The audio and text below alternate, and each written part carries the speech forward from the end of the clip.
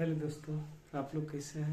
आशा करता हूँ अच्छे होंगे, बढ़िया होंगे और पढ़ाई में लगे होंगे। ठीक है, आज का सवाल है अभाज्य गुणनखंड द्वारा महत्तम समापवर्तक ज्ञात करें। ठीक है, इस सवाल को बनाएंगे। सवाल है कि अभाज्य गुणनखंड द्वारा 24, 40 तथा 56 का मौसम ज्ञात करना है। ठीक है, तो सबसे पहले लिखेंगे 24 का अभाज्य गुणनखंड।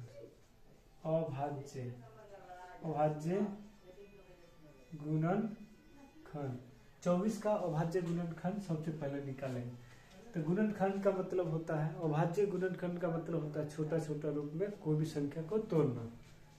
जैसे 24 बोला तो 24 ऐसे निकालेंगे। ठीक है, 24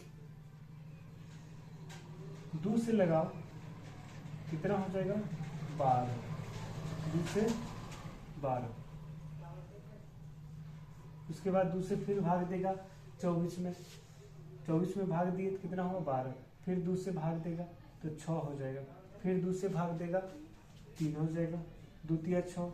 उसके बाद 3 से लगा दो 1 हो जाएगा। यानी जब तक कटेगा ना तब तक छोड़ेगा नहीं। ठीक है, फिर देखो गुणनखंड का मतलब हुआ कि गुना करने पर वही संख्या आना चाहिए। जैसे 2 दूना 4, 4 दूना 8, 8 त्रिक 24। तो इसको हम लिखेंगे 2 गुने 2 गुने 2 गुने 3, 2 दूना 4, 4 दूना 8, 8 त्रिक 24, 24 पूर गया। ठीक है, उसके बाद निकलना है 40 का।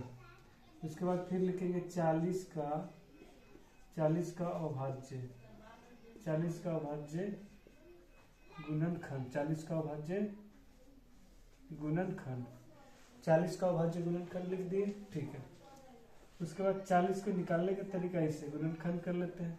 2 से लगाएंगे 40 का आधा हो जाएगा 20, फिर 2 से 10, 2 से 10, 2 से 5, 5 से लगा दो 1।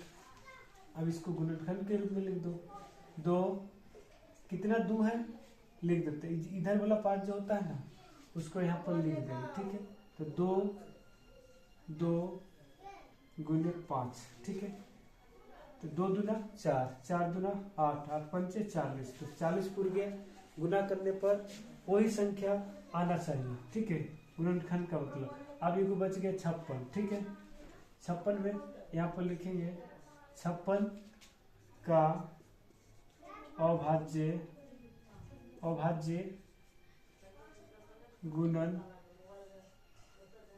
गुणनखंड। ठीक है, तो 56 को तोड़ेंगे। ठीक है, तो 56 को तोड़ना है।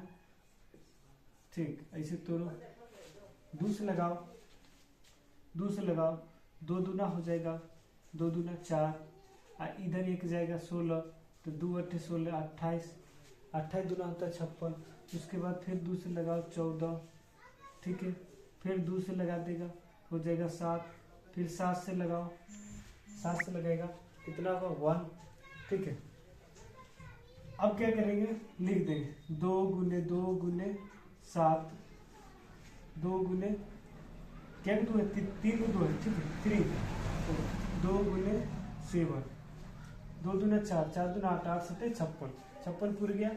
अब हमको क्या बोल रहा है इस सवाल में कि अभाज्य गुणनखंड द्वारा 24, 40 तथा 56 का मौसम ज्ञात करने के लिए। ठीक है, अब तीनों को बोल रहा है क्या ज्ञात करने के लिए मौसम। तो हम इधर लिख रहे हैं। ठीक है, मौसम तो लिखेंगे 24,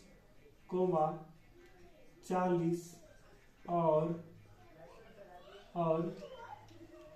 56 का मौसम। तो 24 का हम निकाले, यहाँ देख लो 2 गुने 2 गुने 2 गुने 3। उसके बाद 40 के लिखना है यहाँ से 2 गुने 2 गुने 2 गुने 5। ठीक है, उसके बाद 56 के यहाँ से लिख दो 2 गुने 2 2 गुने 2 गुने 2 गुने 7।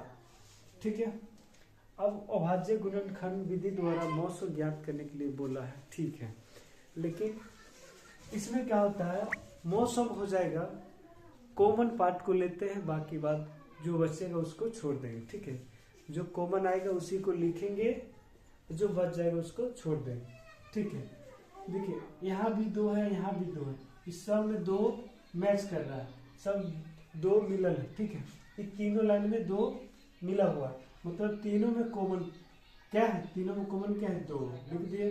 फिर गुना लिखिए, ये तीनों में क्या है कॉमन 2, फिर ये तीनों में क्या है कॉमन 2, ठीक है। अब तीनों को मल्टीप्लाई कर देते हैं, 2 दूना 4, 4 दूना 8, तो इसका आंसर क्या हो जाएगा 8। अच्छा समझ में आया, ठीक है।